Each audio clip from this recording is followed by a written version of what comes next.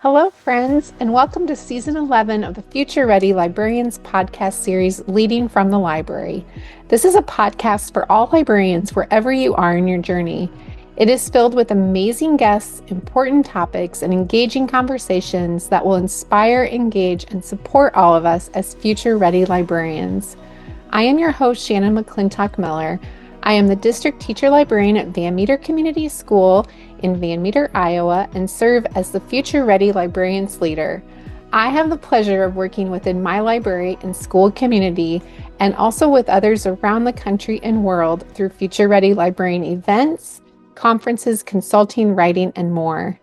I am honored to bring these voices and the work of others to our podcast and to all of you.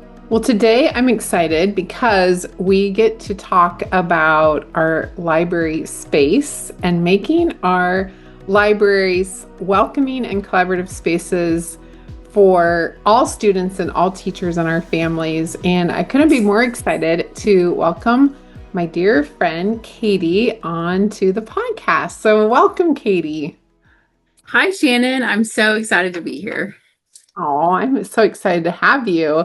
So let's just start by having you introduce yourself and tell us a little bit about your library and where you're at.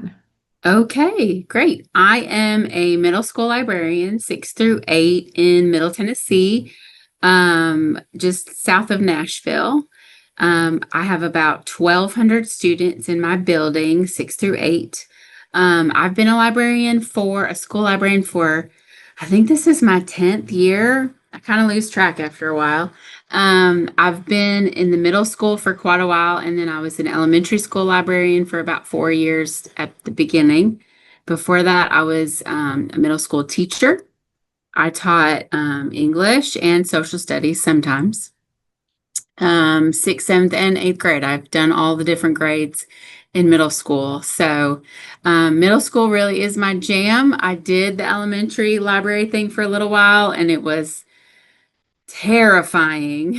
But I did it. I don't know that I was the best elementary school librarian, but I really do enjoy the middle schoolers. They're kind of weird, but I think I fit right in with them. So, Yeah, I love that. Oh, that's so great. So when you came to your library, because what we're going to talk about today is just like transforming our spaces into these great spaces where our kids want to come. And so when you came to your library, was your library like anywhere how you wanted it, or what did you walk into when you got your job?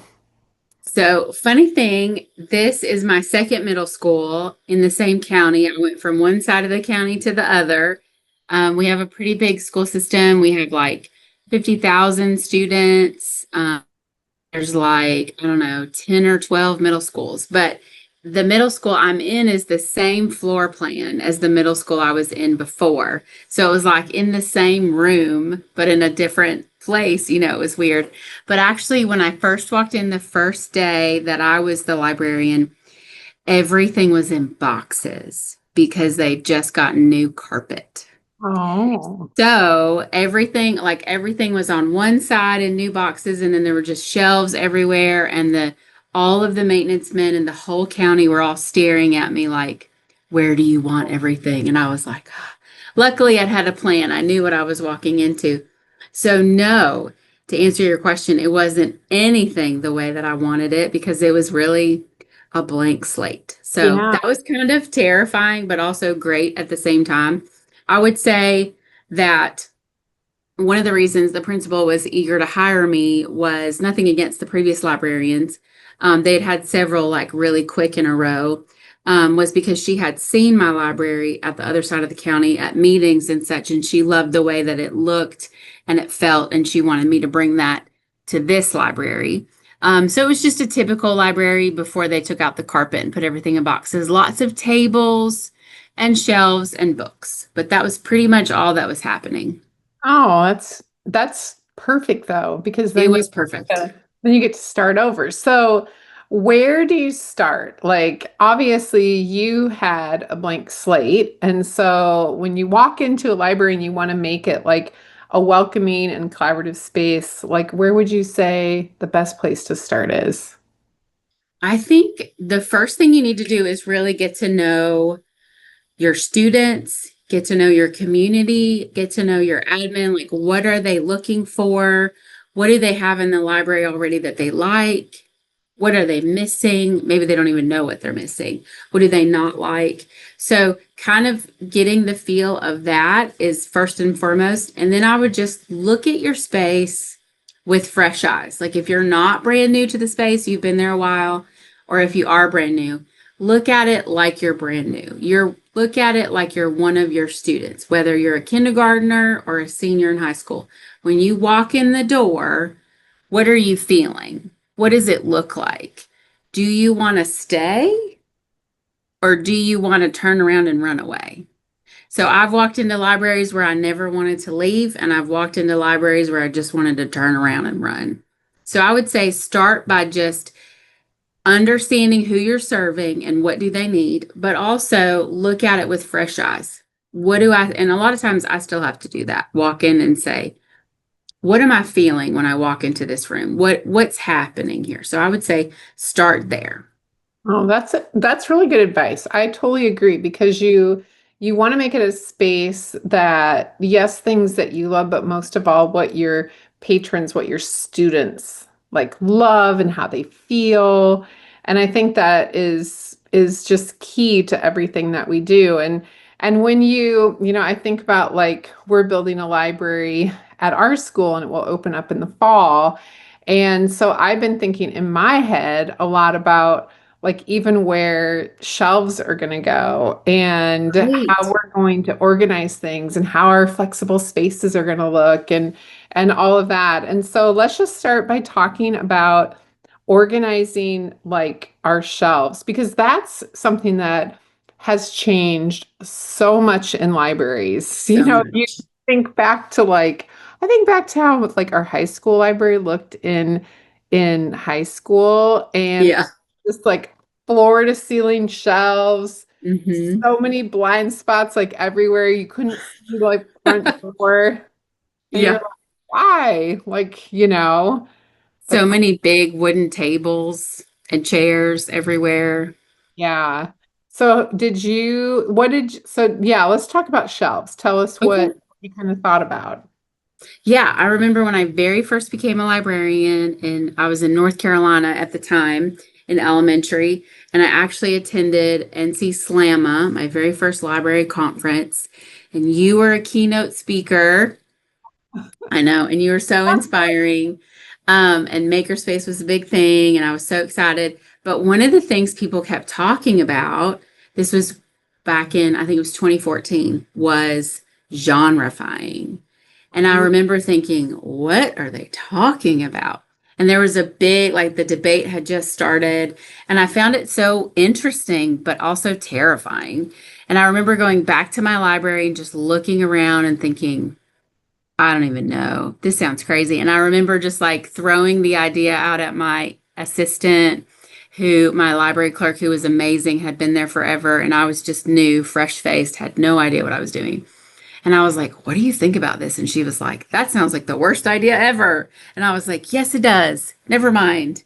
You know, but eventually, really within a couple of years, when I went to the next elementary school, I was like, just thinking about my patrons and how much, especially my little friends, and they were like, where are the scary books? And I would be like, I don't read scary books. I don't like to be scared. I'd be like, well, I know there's Goosebumps. And then they had to teach me, like the fourth graders were like, well, Mary Downing Hahn is scary. And I was like, okay. And then I remember them asking me for, where are the World War II books? And I had like two authors in my head or two books. And I thought, I think there's a better way.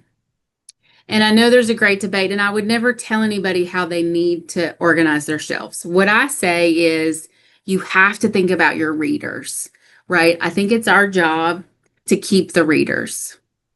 And so you want to think about the readers, the patrons, and what's going to be easiest for them, not what's going to be the easiest for us to shelve.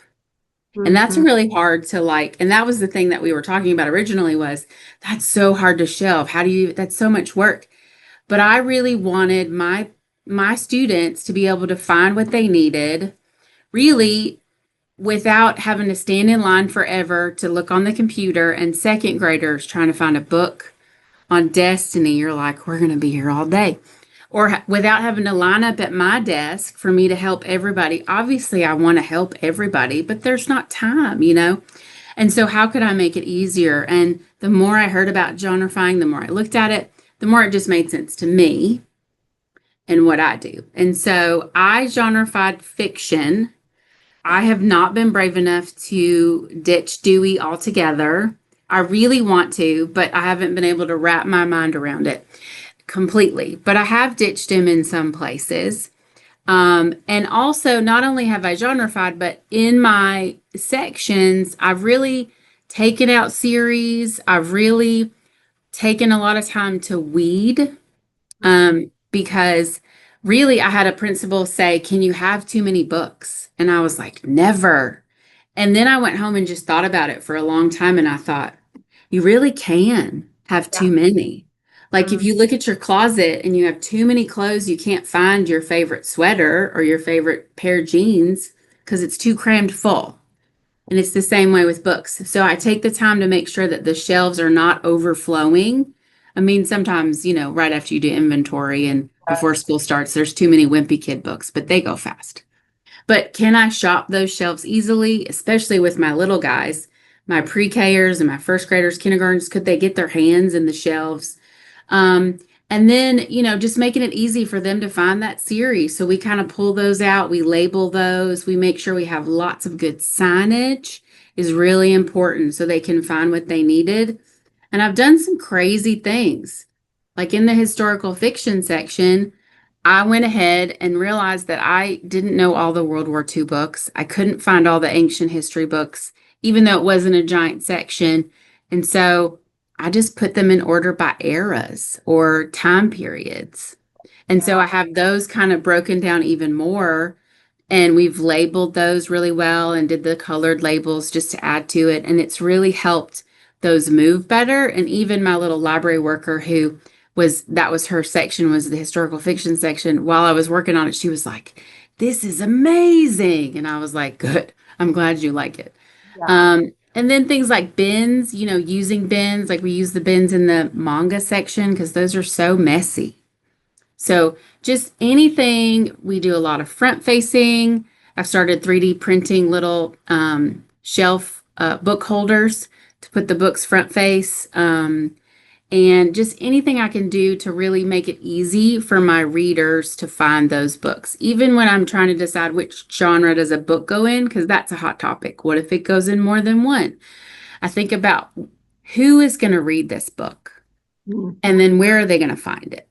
And so it's not an exact science, but it makes it personal and tailors it to your school, your community, and your patrons. So I say, organize it however it works best for your students and really think about them and what they're asking you and what they need.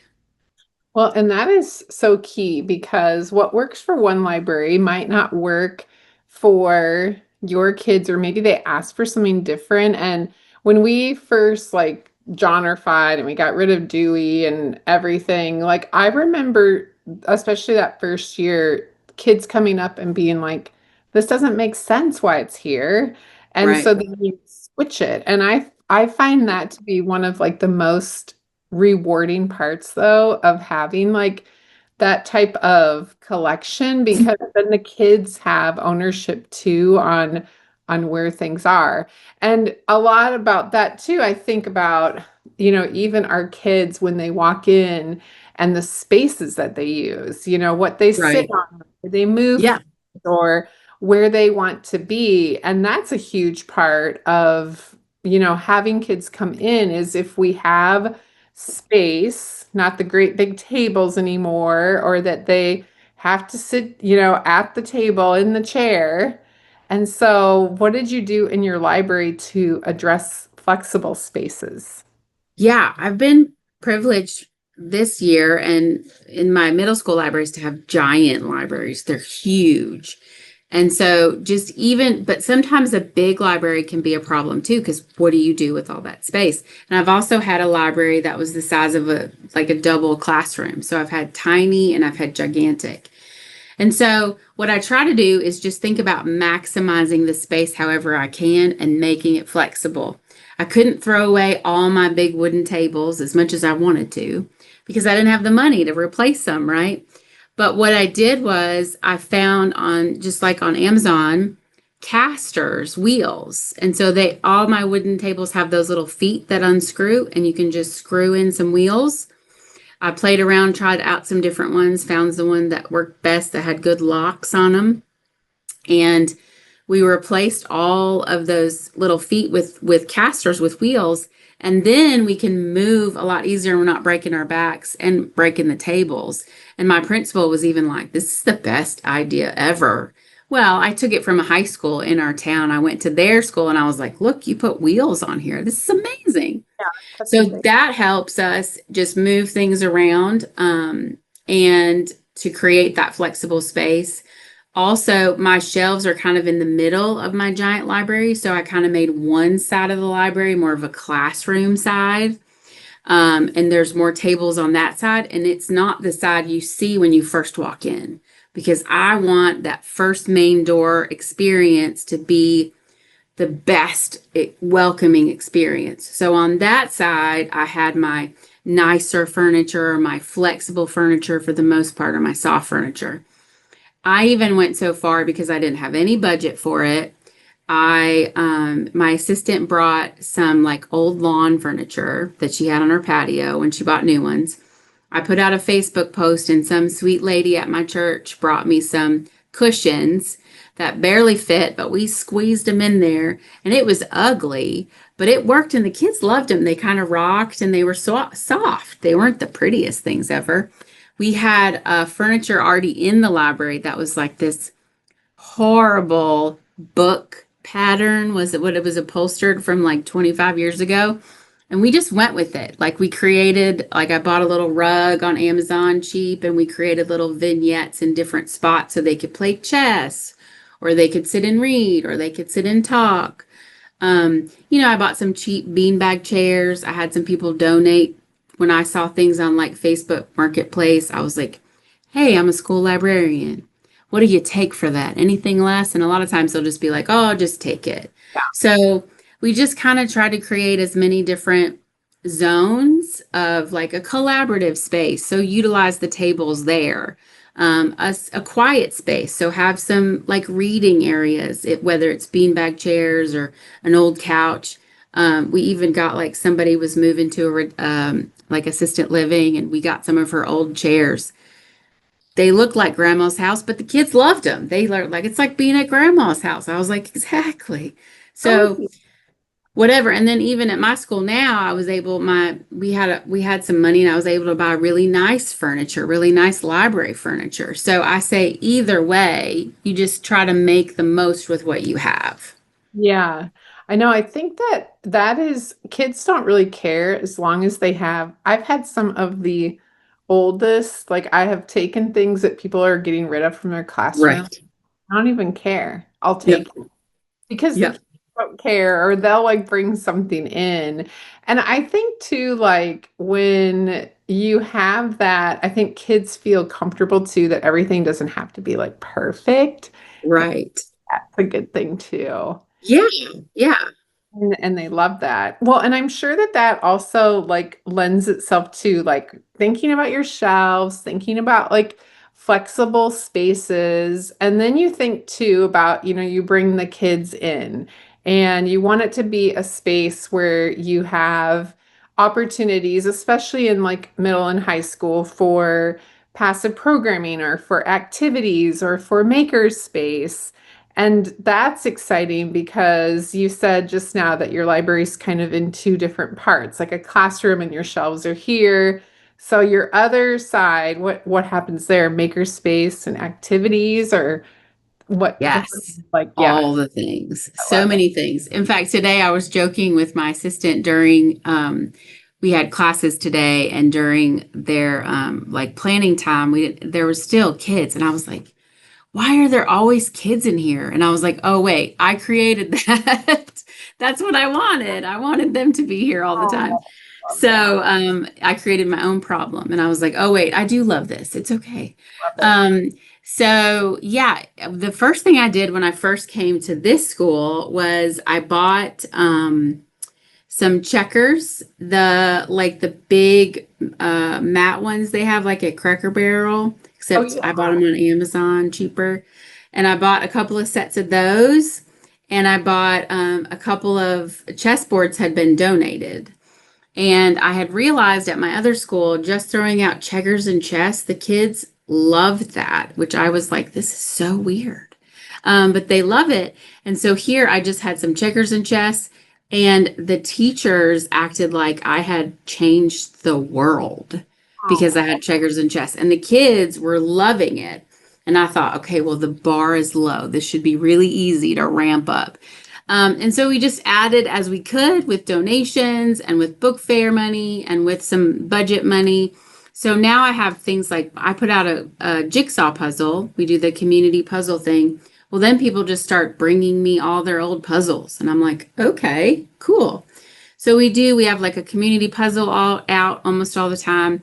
We do the stick together puzzles. I like to use that sort of as an incentive. So I take the sheets. When I made the mistake at first, like I've made all the mistakes, right? So I made the mistake of just putting the sheets of stickers out. Like I thought the kids could handle that, and I know better. But I was like not thinking it through, and that was a horrible mess.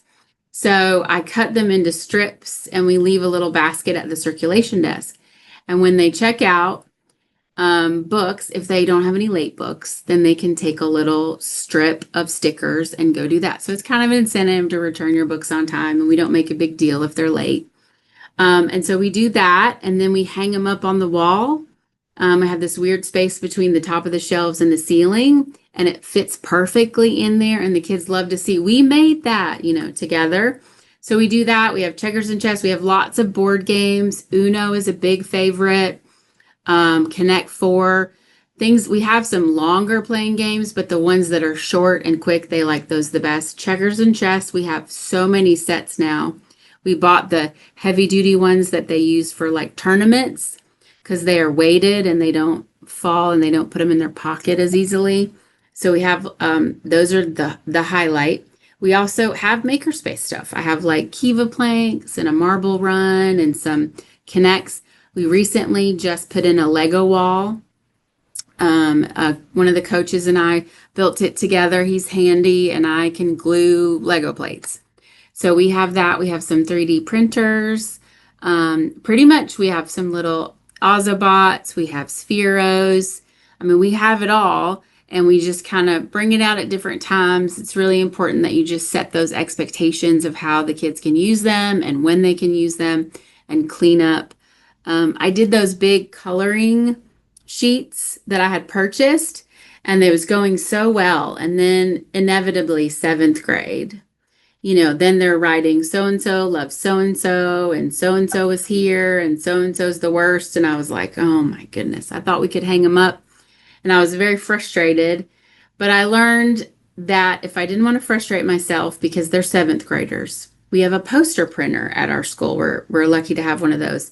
So you can just take a coloring sheet offline or from Canva has a bunch and just print it on the poster printer, put it out on the table. And then if they mess it up, you're not mad about it. If it's nice, you hang it up for a little while. If not, you toss it, you move on. Yeah. Oh, So, that's fun.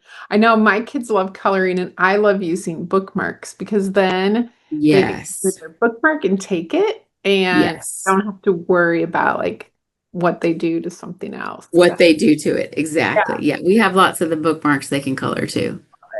Oh, I love everything you do, friend. And Oh, thank you. it's just so inspiring too because these are all things that all of us can do, right? It's Yeah. like things that we can, the little things, they make a huge difference. And I think it's all about the kids and all about just making that space like welcoming. And we all, we celebrated that day this week. And the teachers and all of us, like right now in the world, we need so much joy. And that's what a So lot true. can bring to not only our kids, but our teachers too. And Yes. that's something that Like I just always go to school and that's how I want them to feel. And that's how your kids feel. I want to come visit your library because it I sounds hope you do. fantastic. Yeah, I mean, my whole thing is if the library is a welcoming place, if they like to be there, and my teachers love library day. I don't have to fight them to come to library day. They're like, we always look forward to library day, and I just love that. But my thought is if I can get them to love the space, especially my reluctant readers, then I can get them to trust me because I've created this space. And then I can get them to trust me to give them a good book and hopefully they'll read that book and we can really instill a love of reading if they love the place where they find those books. And that's the whole goal. And it doesn't work every time, but it works a lot of times. You're doing great things. I can't Thank wait you. to continue to follow all the great things that you do. And if people want to follow you and find you because you're on social, tell everybody where they can find you too. I am on Instagram and I am on TikTok. It's a weird place, but I'm there. And it's at Pres of the Library Stacks because I used to be president of Tassel. So Pres, Prez of the Library Stacks is where you can find me on Instagram and you can find me on TikTok. And I'm also on Blue Sky. Very good. Aw, Yeah, Katie, and I can't wait. I'm going to see you in just a few weeks at I AA. know. And yeah, so you're amazing. And thank you for sharing and spreading a little inspiration to all of us today. Well, thank you for having me. You know, you are my librarian hero. You inspired me to do all the makerspace things. So I'm just so excited to be here with you. You are my favorite librarian. Oh, thanks, Katie. You made my whole day. So, Yeah, it's true. It's true. oh, thank you, friend. Thank you. As always, thank you to all of our listeners for joining us for this episode of the Future Ready Librarian podcast series, Leading from the Library. And a very special thank you to our sponsors, Follett Content. You make a difference in our libraries, schools, and within our lives, and that of our students every day. We appreciate everything you do. I hope you can take what you learned in today's podcast and put it to use within your practice as a future ready librarian. If I can support you in any way, please feel free to reach out to me on Twitter or X or Instagram at Shannon M. Miller or at my email at shannonmcclintockmiller@gmail.com. I am always happy to help and support each and every one of you. Until next time, friends, keep finding ways to lead within and from your library.